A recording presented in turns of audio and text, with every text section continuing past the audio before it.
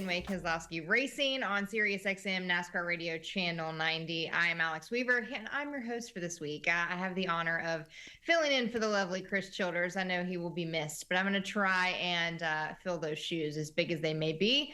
We're coming off of a great race weekend at Worldwide Technology Raceway, and a little bit of a shocker of an ending for fans there, for fans watching on TV, and a playoff busted for a lot of our bracket players out there, because Austin Cindric, I don't know if we expected him to be into the playoffs, but a Ford is into victory lane. If you're an RFK fan, I think you were hoping it was going to be a different Ford finding victory lane, but the Dark Horses shows speed again, which is another positive to take away from this past weekend. To talk about Gateway, let's bring in Kevin Woods from RFK Racing. Kevin, not a bad weekend out there. We had the 6 of Brad Keselowski. He led RFK with a third-place finish, his third straight top 5. So let's talk about the 6 first. What'd you think? Sure. First of all, Alex, thanks for being with us this week. After we were subjected to Chris on a weekly basis, so it's actually nice to have some real talent on here with us, and I hope he hears that, and I hope he has a great time on his vacation. So the Gateway, interesting weekend, I think. Brad started, had a good qualifying effort, started kind of up front, had a setback with a tire issue, went all the way to the back, and kind of patiently worked his way methodically with strategy and speed up to the front again. So a strong week for the 6. I think that's top 3 finishes in a row. So on a roll there, and a win in there as well. So looking really good for the 6 team. The 17 team, I think, if you go back and look at the race, there was just a couple of cautions that failed. There was one particular caution around lap 100 when Chris and Brad were kind of close together, and Chris pitted about, 3 minutes before the caution came out, and I think that put him back to like 32nd again. He had to start all over, so he crawled his way up to 14th. So not a bad day, really, for the 17, considering just never had track position, never had a whole lot of luck. And sometimes, that can be key. So speed in both cars. I think both, every week you kind of see it, and that's where you got to be. You got to be there every week, and we've been there. So we're confident Chris will get that victory eventually and get him in the playoffs. And it's great, obviously, to see what Brad and the 6 team are doing week in and week out. Yeah, I think a lot of folks may have been concerned about, where Ford was at the start of the season and when were the wins going to come. Obviously, Brad Keselowski was the first winner in a points paying race in those blue ovals. But right now in the standings, Kez is P9 in the standings for the NASCAR Cup Series. Chris Buescher is 14th. So if the playoffs were to start today, both of those drivers are in. What does that say about this team and where you guys have been putting in results, especially the last 4 or 5 weeks? I think what it says, what you look at, what it says about the team is not only if the playoffs started today, would they be in? Because, you can, sometimes some years you just kind of squeak into the playoffs and you're, once you get in them, you're kind of in a lot of trouble. Really, with the speed they have and where they're running, you would have to like the team's chances to could potentially make a deep run into the playoffs, and so we haven't seen that in some time, so that's really exciting. But you see those guys each week, they're running kind of up there and up front, and so if the playoffs started today, you'd be really excited about that. It wouldn't just be, I don't think there would be just an elation to make the playoffs. I think we're kind of to a place where that's expected, and now that we expect to make those cutoffs and be there at the end. I know now that Brad is, depending on how many winners that we get in the Cup Series, he's locked into the playoffs. He got that win at Darlington. How much is the 6 team now helping the 17 to make sure that it's 2 RFK cars in the playoffs? I think there's obviously they're very conscious of that, getting both of those cars in there. I'm not going to say anybody would move over and let another one have anything, but as an organization, that's obviously the focus. You want them both there, and like I said, they both had the speed to be there, and I guess that kind of can bring us up to this weekend in Sonoma, where Chris has been really strong the last couple of years. I looked at these 2nd and 4th the last 2 races there, so it's been a good track for Chris. Chris typically will do better at those types of tracks than Brad, actually, which is kind of ideal for where we're going into the race this weekend. So Chris has been really close the last couple of years at Sonoma. So hopefully this could be the weekend. Yeah, you mentioned it. Let's dive into a wine country out there. We head out west for Sonoma, another road course for the NASCAR Cup Series, and The 17 of Chris Buescher. Let's just start with him first, because you mentioned those 2 straight top 5 finishes at Sonoma. He was 4th last season. He was runner-up and so close in 2022. But since the start of the 2021 season, Chris Buescher has the 2nd best average finishes on road courses of any driver in the Cup Series field. So I would think that Sonoma and all of the other road courses on the circuit are circled for the 17, right? 100%. I think Chris is very underrated as a road course racer. His results there, he's really strong on those courses, and I think that this probably is a race that's circled, and then a couple of them going forward. But what you like to see is running up front, and you see Chris running up front at road courses. You see Chris in the 17 running up front at super speedways. You see them running up front at intermediate tracks, short tracks, and that's really what you have to have, particularly with the way those last 10 races in the playoffs lay out these days. But I think definitely Chris is strong on the road course, and we're definitely excited about what the 17's chances this weekend. Every single weekend when Chris gets out of the car and I have the opportunity to talk to him, usually that means he's placed in the top 10. I always tell him it's a matter of when, not if. It feels like the 17 is there every single week and showing that speed. Has he talked about the repave? Has there been a conversation about what Sonoma is going to do with these cars now that the track is a brand new surface? I think anytime you have a repave, it's kind of a great unknown. I think probably, I haven't talked to Chris personally about it, but when you come off the kind of finishes he's had there the last couple of years, probably didn't necessarily want to see that.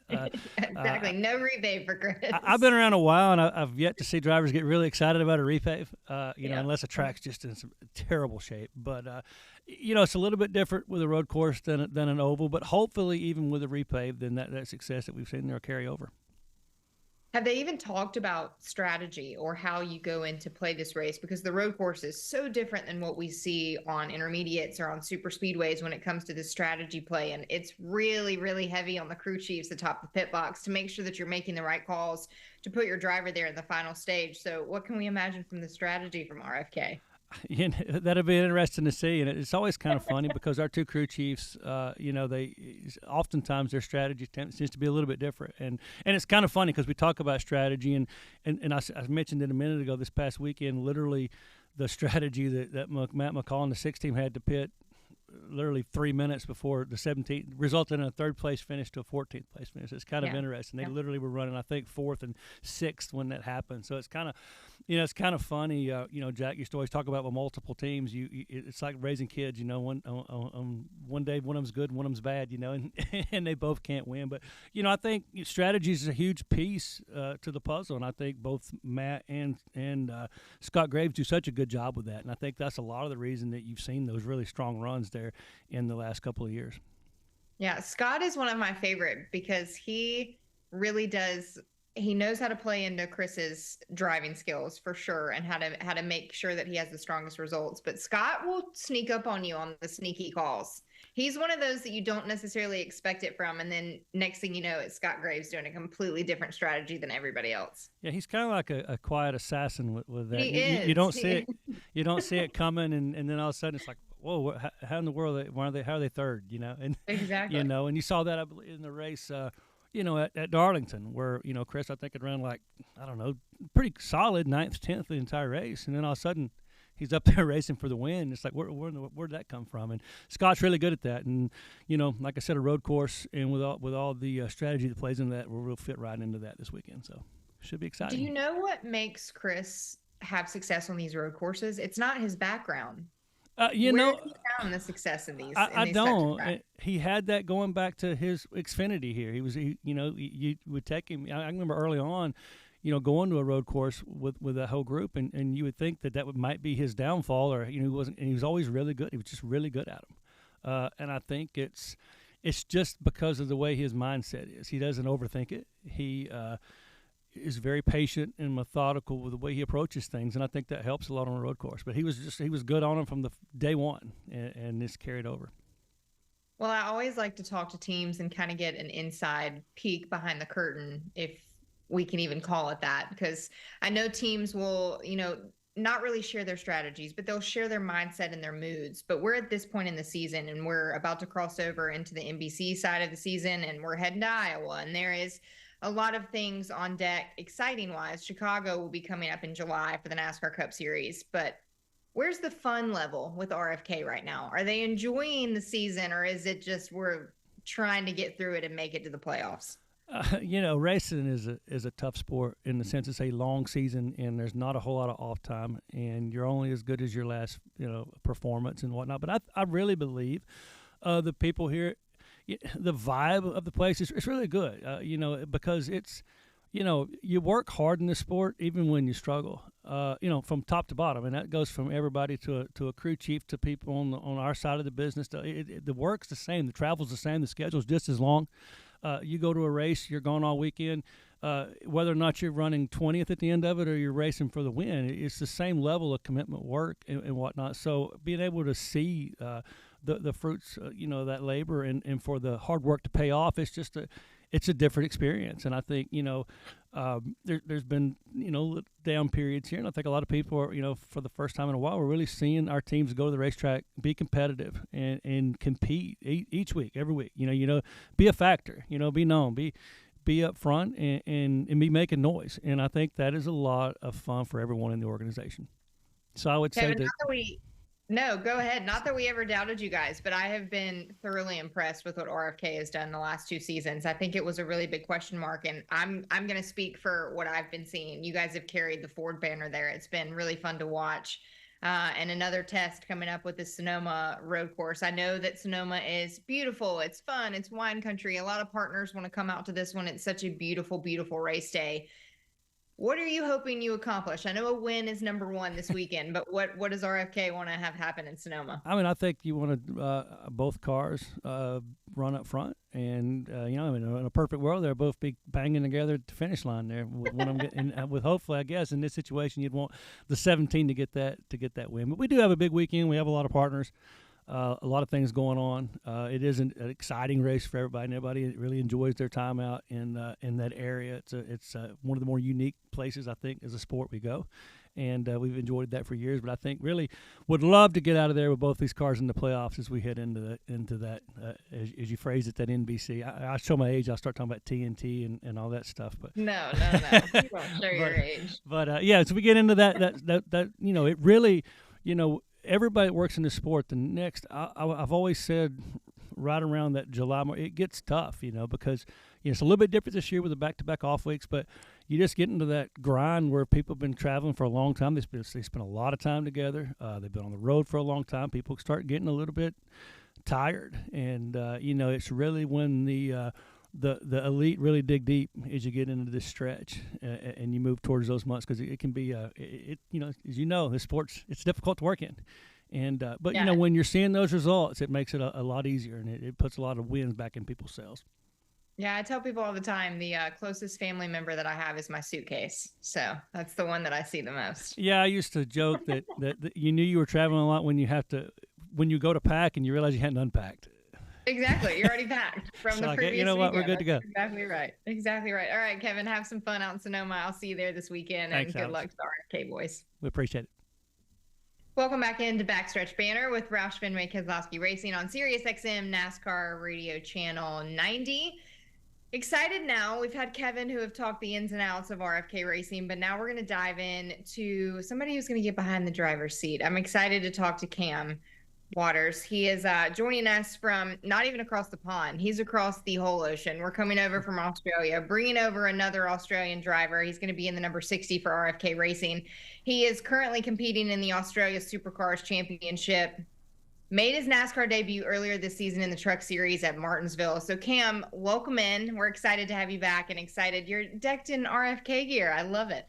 Thank you. Thanks for having me. It's awesome to be back over in America and racing, for RFK at Sonoma. So it's going to make a lot more sense to me than what the truck did on an oval. So, I'm pretty excited.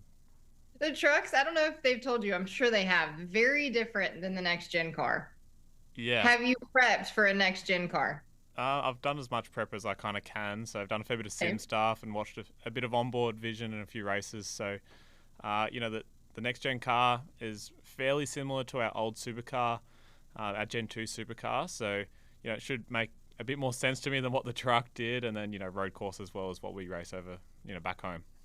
Yeah, and Cam, I want to first start by, because this is going to be of interest to me as well. I don't know the story. How did you make the crossover? How did we even come into the NASCAR world?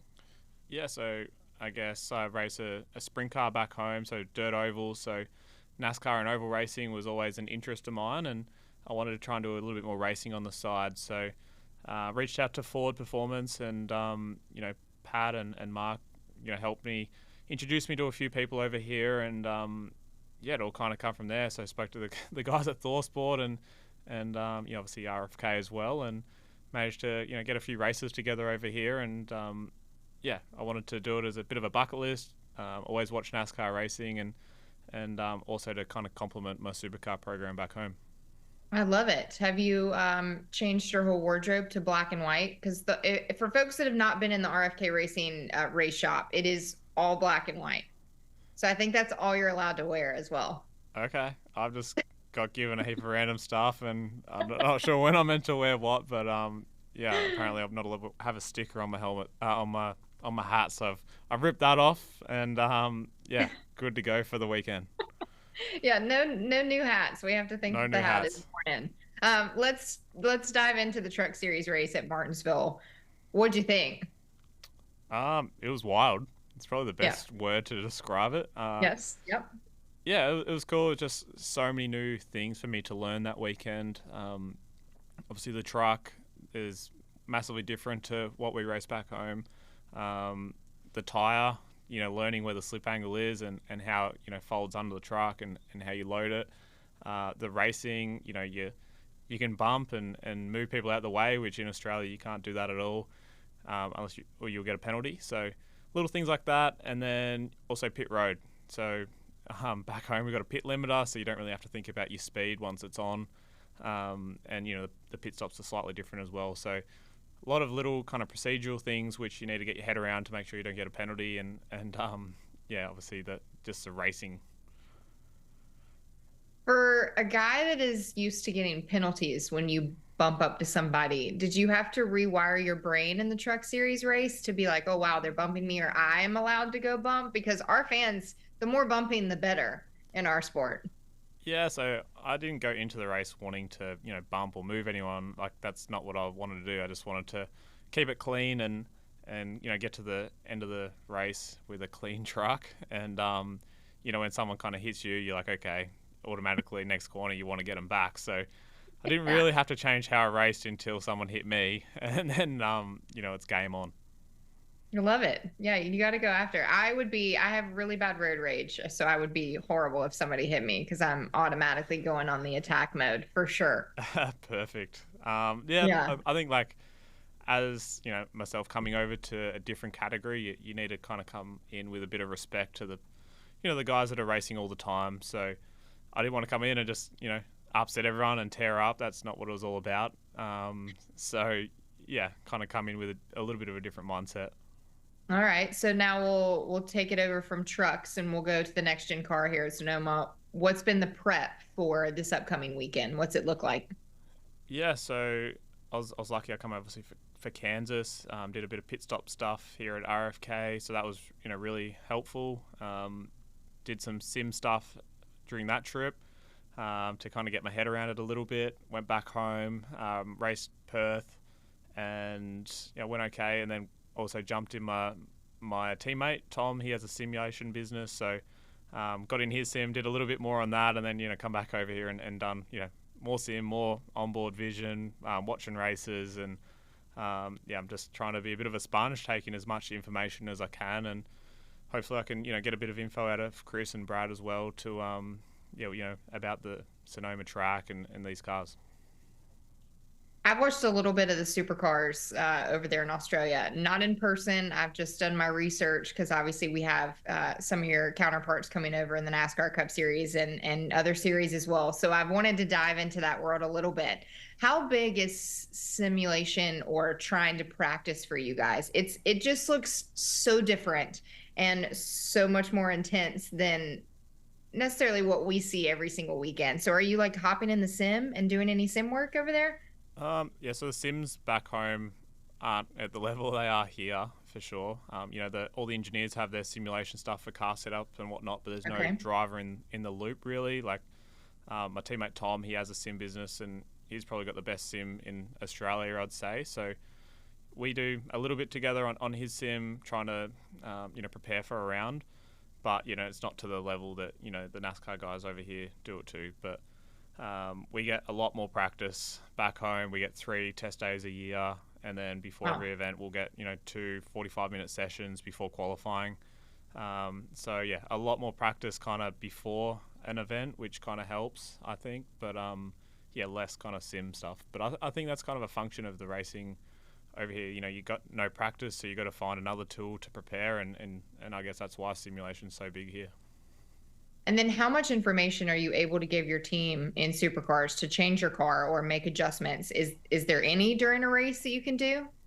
So through a weekend, you can change as much as you want from through practice, before qualifying, before a race. Once you get into the race, obviously it's a little bit harder to make changes. You might be able to do a ride height or something like that, but that's about it. But here it's a lot tighter with what you can change through a weekend. So that's another massive difference to what we have back home. Well, we're making our Cup Series debut. What are your general thoughts going into it? General thoughts, it's I just want to come over here and have some fun and just take it all in, take the experience in and learn as much as I can. I got kind of no expectations. I don't really know how I'm going to go. I've kind of watched, how Shane's come over here and race and even Brody last year. And, Brody was around that 10 to 15 mark. And obviously Shane won a race, which is probably a bit of an outlier. But, it's just have fun. And, respect the guys that are in the championship and hopefully, have a few cool battles with those guys as well. I know that road courses are what you guys are used to, so it's obviously what's preferred. Why was Sonoma the pick? Was it just how it worked out with partnerships and sponsors, or was this specifically coming from you? It was pretty well the one that didn't clash. So, Okay. we have 12 rounds a year and pretty well all the road courses clashed except Sonoma. I was pretty keen to do Watkins Glen as well, but they moved the Sandown 500 weekend to the Watkins Glen weekend, so that one we can't do either. But and then obviously the truck stuff was just what could kind of line up through the season as well. Have you been to Sonoma ever? Never been there, no. So okay, I'm pretty excited. It is lovely. Everyone tells me it's cool. It is. It's one of my favorite places that we go throughout the year, and I think most people would feel the same way. It's just a beautiful, beautiful area of the country. The race course is beautiful, but there's a repave. I don't know if they've told you that. So we have no idea what to expect. You're kind of learning where we are.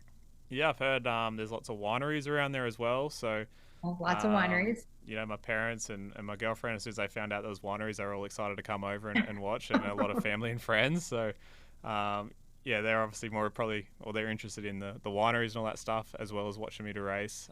For me, with the repave, I think that's probably a good thing for myself. Coming here anyway, I've got nothing to kind of go back on because I've never been here. Where everyone else has got something else to learn as well, instead of just going back on history and what they've learned in the past. So I think the repave is probably a good thing. Hopefully it spices it up a little bit for everyone. We're going to dive a little bit more into Shane and kind of his journey, and if you can draw any correlations from that. But I know Shane obviously running a very different schedule and a much heavier NASCAR schedule this season. So he made the move over. They have a home. What's your USA journey been like? Are you in a hotel? Are you Airbnb-ing? What's it like coming over here? Yeah, all the trips have been pretty short and sharp, to be honest. So It's been just trying to fit it into the Supercar calendar. So you've probably been over here like a week and a half each trip. It's all just been motels. So definitely had the American experience, trying to eat out and stay in hotels and things like that. Yeah, you got to tell them RFK to get you a kitchen. You need a hotel room with a kitchen. Yeah, surely you know somebody that you could say, I will work on it. kitchen. I promise. I'll work on it. I'm actually enjoying going out though, and getting the full American experience. So it's been cool. I like it. You'll you and your family will have a very good time in Sonoma. I hope they are at the wineries every single second, other than when they need to come watch you I'm race. sure they will be. It's the top area. Well, we've kind of touched on Shane a little bit. Are there any correlations that you can? I know Shane's debut was the Chicago Street Course, which is a rarity in itself. But how much information, I guess, have you gotten from Shane? Have you talked to Shane, and what's the transfer of information look like?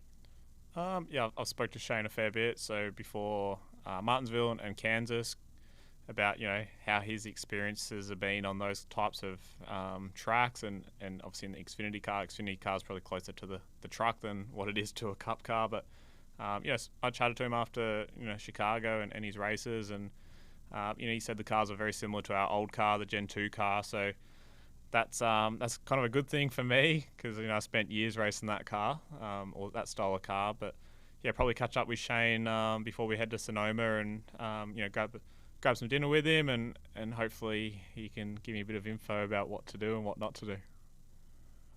Was there a reason that all of you wanted to come and race into NASCAR? It felt like it was like an Australian takeover all at one time. You mentioned Shane, we had Brody, now you're coming in. What has been the recent interest as far as the supercar guys coming over to NASCAR? I think the big thing is the next gen car, and it's so much closer to the supercar. Where in the past, it probably would have been harder to come over here and learn, the new car and try and do a road course or an oval. So I think, once we worked out that they're actually fairly close to what we do, there was a little bit more interest. And I think the other thing is, there's a few NASCAR teams open to the opportunity to, run someone else, for the odd event. So, RFK with the Stage 60 program's been awesome. It, gives me a shot to come over here and do a race. And, even with what, Shane had last year, and also with Will this weekend, teams are actually putting programs together to be able to allow other people to come from different countries or disciplines and do races. Yeah, I have liked the different backgrounds. Chicago, we had so many countries and backgrounds represented. It was really fun to watch. So the more the merrier. If you have any other friends in supercars, tell them to come on over. I know that's probably not good for you, but we like seeing some different talent behind the wheel. Yeah, I'm sure there'll be a few that would be keen to do the odd race for sure. I think it's a good thing that others are coming over and do it. Like, it's when I found out that Will was doing it, I was pretty excited. It'd be cool to kind of race him as well while we're trying to work it out and battle it out with obviously all the Americans. For you, supercar guys, is there friendships off of the racetrack? I have to imagine you spend just as much time as our Cup Series drivers do, but a lot of our drivers are friends, or some have reputations where they're not friends. Are you guys hanging out outside of the racetrack, or is it like, hey, I'm racing against you and I have no interest in being your friend? I'd say most of us get along with each other. There's a few that you're mates with. But saying that, as soon as you go racing, you're into each other, and you do anything you can do to beat them. So I'm like super close friends with Chaz Mostert, but there's a lot around us taking each other out across the years. So as soon as you put your helmet on, you throw out all your friends, don't you? Yeah. How many money bets have you lost against friends out there? Do you guys like, hey, I got you this weekend? You just got to put a little on the line, Not really. Like, Chaz and I sometimes have a bit of banter if we're starting next to each other, who can do the best race start, and the loser has to buy the shots at the bar that night. But Love it. That's about it. So usually my starts are pretty good, so I know it's an easy bet for me. What will be the most drastic difference, you think, between your supercar races and the Cup Series race? Will it be restarts? Will it be passing? Have you even thought about what will be drastically different? Had a little bit of a think about it. I think it's probably best to ask me after the event once I've done the race. But I think pit road is the number one thing. At home we've got a pit limiter, so you don't have to really think about the speed once you get it on. It's just not speeding across the line. So here, obviously, you need to hold it on the lights, and then coming into the pit box is probably a bit tighter, a bit harder here. So I'm probably pretty fortunate already that I've experienced that at Martinsville and Kansas, so I kind of know what to expect. But, that's massively different to what we do back home. So, Sonoma, what are the goals? What are you hoping to accomplish? I want to finish for sure. I want to have fun, enjoy the experience, have some cool battles, try not to upset anyone, and we'll see where we end up at the end of it.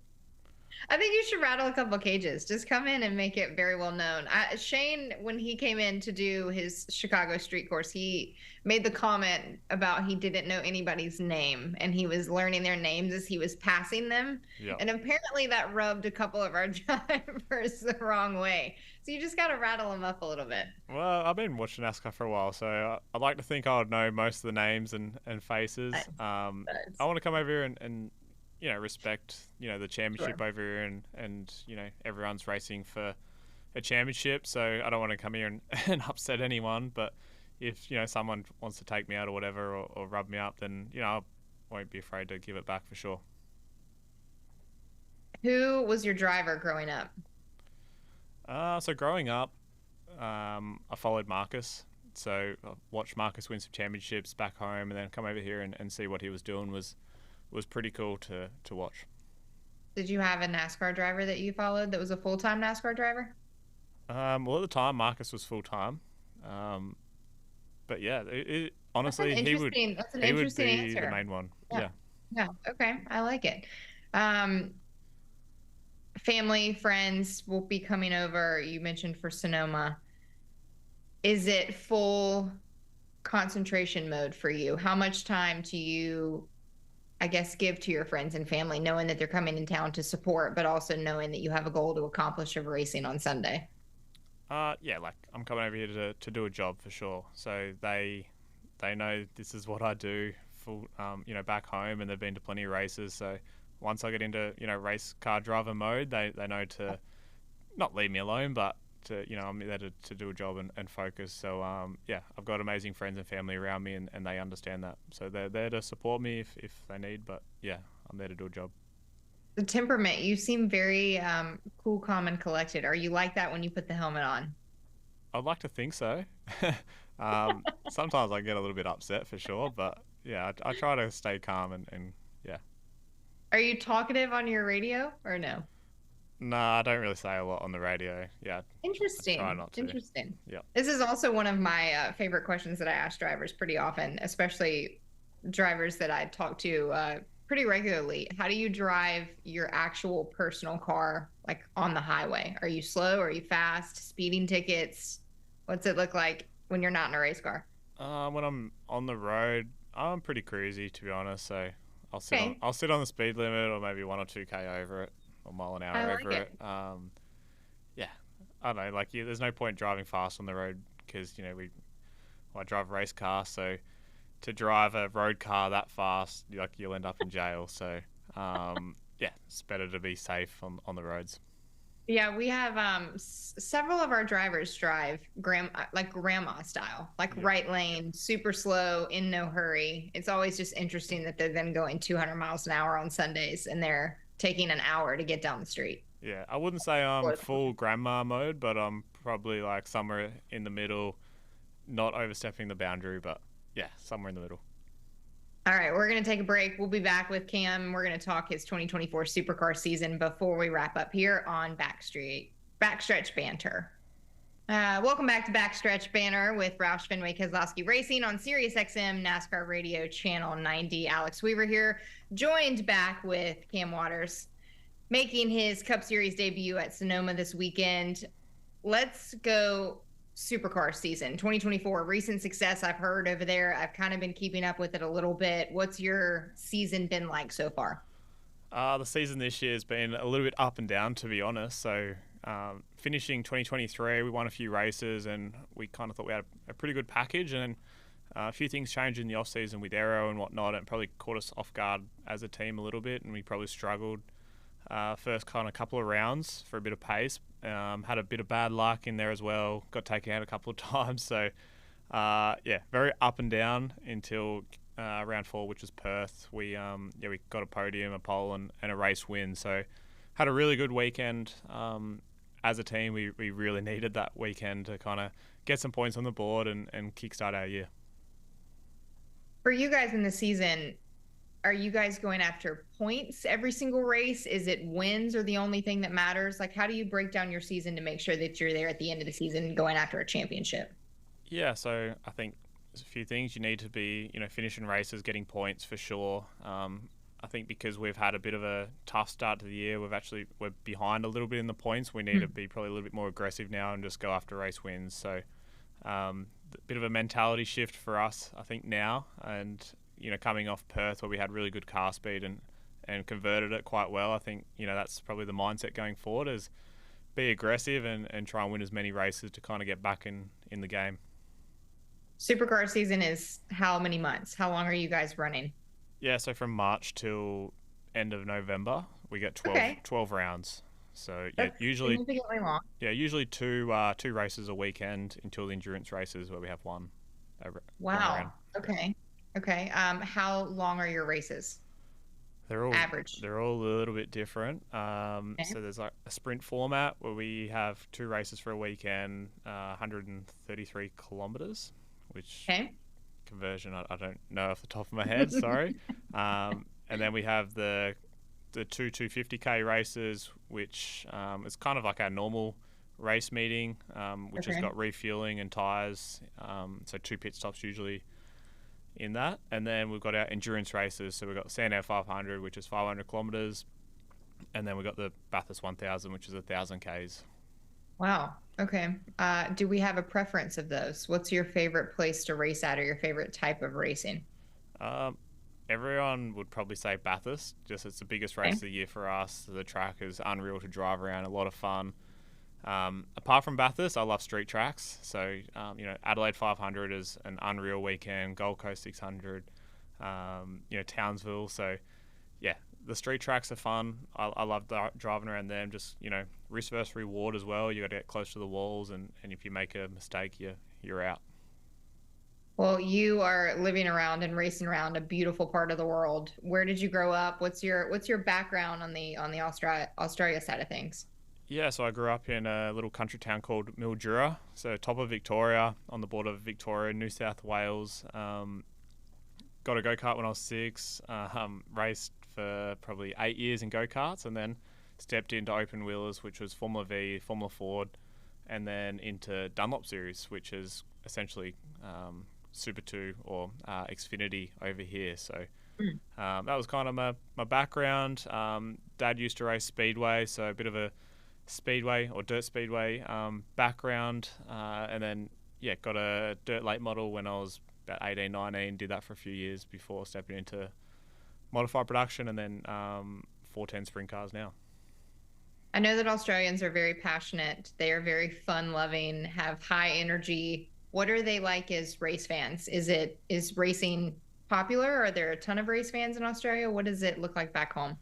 Yeah, motorsport in Australia has got a massive following, for sure. I think we're the 3rd biggest sport in Australia, with supercars, and then the regional stuff with the sprint cars has got a massive following as well. So I found since I've gone from the supercars back to or into sprint cars, I've kind of got a bit of a different following. So you got motorsport fans, but you kind of got the normal supercar fans, and you kind of got more of the dirt oval fans as well. All right. I like that. I know that you guys, it was funny talking to Shane in Victory Lane. He said that at Chicago, he said that he wasn't going to be used to doing that much media. He was just ready to go drink a beer. Yep. So we had to wrap it up as quickly as possible so that he could go have fun. I just love how the Australians, it's all about like fun and the best of life. So it's just a really nice breath of fresh air. Let's just say that. Okay. So favorite food. Let's get to know the driver. Let's get to know Cam a little bit. What's your favorite food? Oh, I love a steak. Steaks are bloody good. If not, maybe Italian. Good pizza. Okay. All right. What's the go-to meal in Australia? Like if somebody was coming over and you were fixing them just like a home meal that would just scream Australia, what would it be? Home meal would probably be like a lamb roast.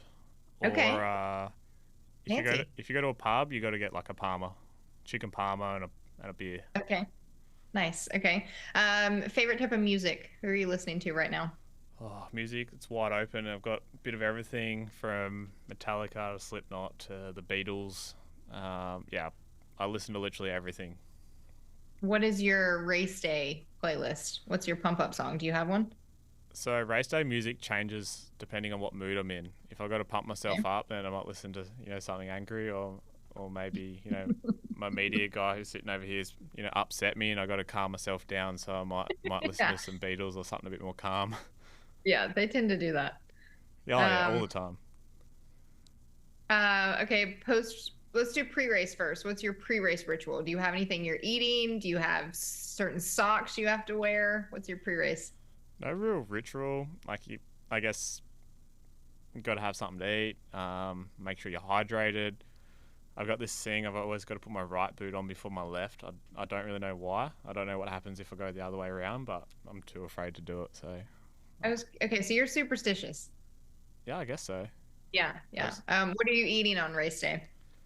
Either a steak for lunch or a pasta. Yeah, steaks are good. Whoa. Love it. Carve it up. Yep. Fruit, all the normal stuff as well. Favorite thing to do when you're not racing? What are you doing? Favorite thing to do when I'm not racing? When I go back home, back to Mildura over summer, I like water skiing, wakeboarding. I've also got a project car. I've just finished one project car and I'm doing another one. So, get on the tools. Okay, you're talking to NASCAR fans and race car enthusiasts, so you have to talk about the project car. What's the project car? I guess, yeah, so I just finished a Ford Falcon XB Coupe, which I'm not Nice. sure if you guys get them over here or had them. It's a 74. So yeah, I've been doing that for about 5-6 years. It's finally finished. It dragged on a little bit longer than I would have liked.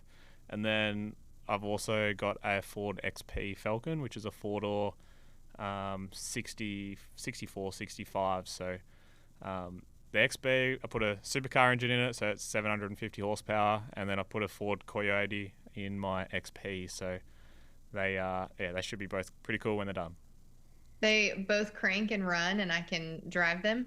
One does, the XB. The XP is just a shell at the moment. So Okay. yeah, it's getting painted. So it'll be hard to drive that one at the moment. Are you buying parts and putting them in yourself? How are you like completely rebuilding the car? Yeah, so I bought both the cars as pretty well shells. Okay. And then the XB, I didn't do a lot of it myself. I put the tunnel in it and a bit of the fabby stuff, which no one can see, so you can't see my my mistakes. Hard work. So yeah, that car quickly outgrew my skill set, so I gave it to a shop in Australia called Ruds by Cam, who finished it for me. They did an absolutely unreal job. And then the XP, I bought that car because I wanted to kind of do it myself. So just bought parts for it and tinker in the shed, a different front end and rear end, and put tunnels in it and all that fun stuff. So cool to kind of do something like that on the side. I know that you mentioned your dad was obviously racing too. Cars and racing, just in your blood, in your background, where did the interest spark? Yeah, it's just in my blood. So growing up, watching Dad work on his speedway cars and go racing, I had no chance to do anything else really. So when I turned 6, I got a go-kart for Christmas, and started practicing in that race when I was 7, and then Dad sold the speedway car around then and just took me around racing. So that's kind of where it all started. If you weren't racing, what else would you be doing? If I wasn't racing, I don't really know what I'd be doing. It's a tough question. Probably maybe a pilot. Like I've always got a bit of an interest in flying and things like that. So maybe a pilot. Other than that, I got no idea. Okay, you've had some long plane journeys as of recent as well. What do you do on an airplane? I'm pretty good at sleeping. So Jealous. So jealous. Just got to sleep. So, the trip over here that was challenging. From the time we left Brisbane to landing in Charlotte, I think it was 31 hours transit. So the Melbourne to Dallas flight was 15 and a half hours. So I slept most of that one. So I just kind of end up getting bored. So I'm like, let's just go to sleep. All right. No movies on an airplane? I try and watch movies, but I just kind of fall asleep. Yeah. Gotta teach me some tricks on that one. Cannot sleep on an airplane to save my life. Just can't get comfortable, so can never sleep. Yeah, good. No, I just got to practice more. I know. I need to. Favorite movie? Favorite movie, Days of Thunder. Really? Yeah. Yeah. Are you just saying this because you're No, talking I've to actually, NASCAR as girl? a kid, I watched that probably way too many times, to be honest. But yeah, Favorite Days of Thunder character? Harry. Nice. Yeah. It's a good pick. Yeah. He's a legend. It's a good pick. Pets? Any pets? Pets, yep. I've got a dog, border collie called Winston. Winston, where's the name from? Just like the name. Just yeah, like the name, but yep. Just where we ended up with his name. Yeah, he's cool. Cute. Siblings. Do you have any siblings? Got one brother. He's 11 years older. So growing up, it was like having a bit of a second dad, to be honest. But he's super close with my brother. He took me away racing all the time, and yeah. All right. Favorite besides your project cars, what's a hobby of yours? Hobby. Well, You it'd can't say probably race. Anything racing or cars related. you've crossed a fair few off the list then. It wasn't a very long list apart from that. Yeah, it'd be water skiing and wakeboarding back home in Mildura. Nice. Water sports. I love it. Can you slalom ski? Or are you doing two skis? I can slalom, yeah. Definitely one Okay. ski. Yep. Nice. Experience. I'm not too bad on the ski. What's too bad? That probably means better than me. Well, yeah, like you get off two skis pretty quickly. So yeah, Okay. I'm on the one. Okay. Can wakeboard okay as well. Other hobbies I'm trying to take up is golf, but yeah, it's been painful. Yeah.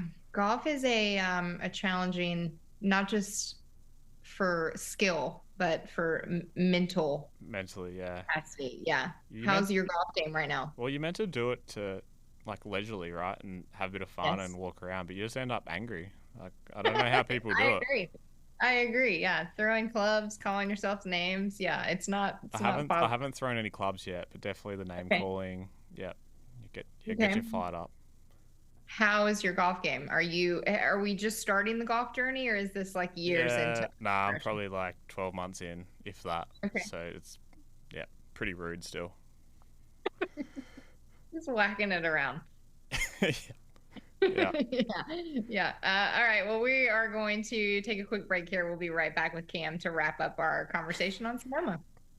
Let's close out Backstretch Banter with Roush Fenway Keselowski Racing on Sirius XM NASCAR Radio Channel 90. Alex Weaver here, joined by Cam Waters, driver of the number 60 for RFK Racing. Has that gotten old? Have you been introduced a couple times as that? Or is the number 60 for RFK Racing still kind of, whoa?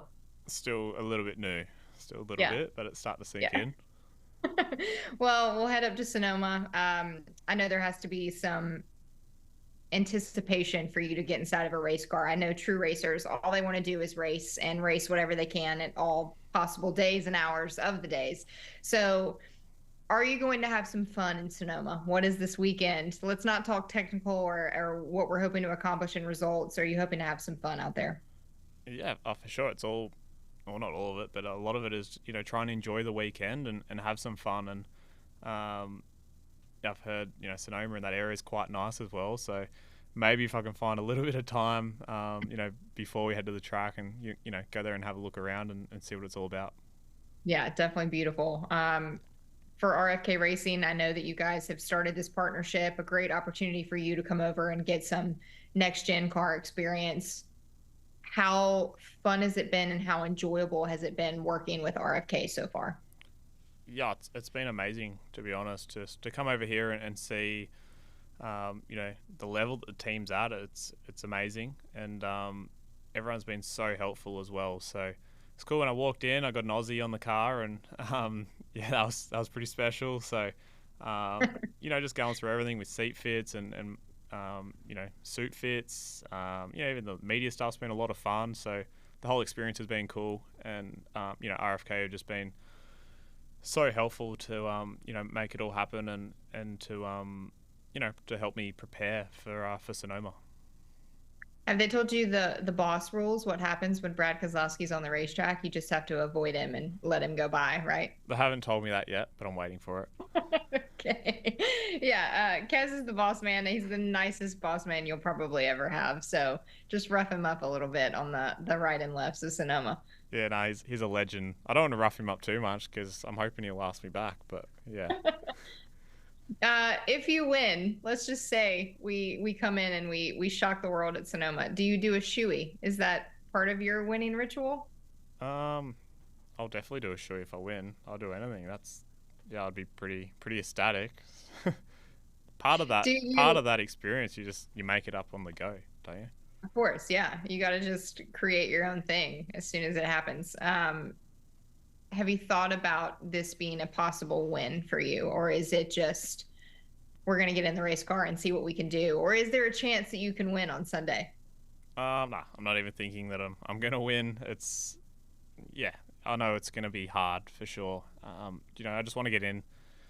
I don't really have any expectations, but try and enjoy it, and I'm going to give it a red hot crack. I've done as much prep as I think I can, and we'll just see where we end up. But I know it's going to be pretty tough out there. There's a lot of good road races in NASCAR. All right, Cam. Well, we're excited to see you out there. Good luck this weekend. Enjoy Sonoma for me. Just have some fun, and I'll see you on Sunday. Thank you. Thanks for having me. All right, race fans, that does it here for Backstretch Banter with Roush Fenway Keselowski Racing on SiriusXM NASCAR Radio Channel 90. Thank you so much for joining us. On behalf of RFK Racing, myself, Alex Weaver, enjoy the race weekend out at Sonoma, and we'll see you on Sunday.